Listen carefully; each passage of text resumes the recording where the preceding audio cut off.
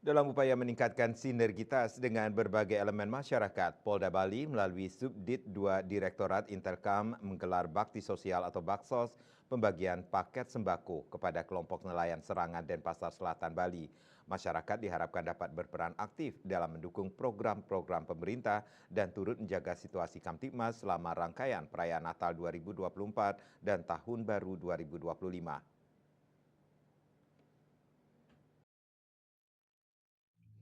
Panit 5 Subdit 2 Ditintelkam Polda Bali Ibda Dwi Amir Setiawan SH selaku perwakilan dari Polda Bali menyampaikan kegiatan tersebut merupakan salah satu wujud upaya untuk tetap menjalin silaturahmi antara Polda Bali dan para nelayan.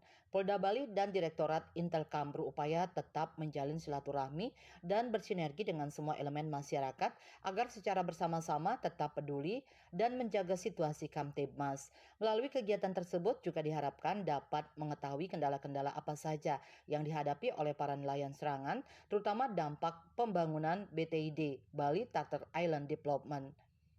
Beberapa waktu lalu, pada pemberitaan disebutkan adanya kesulitan akses masuk masyarakat setempat yang ingin bersembahyang karena sempat diminta menunjukkan KTP dan sebagainya.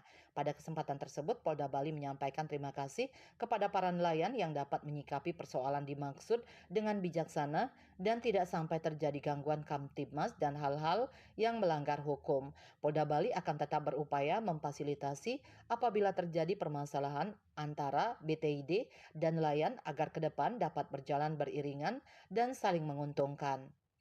Pihaknya pun mengajak para nelayan untuk ikut menyukseskan semua program-program pemerintah, baik itu di tingkat daerah maupun pusat.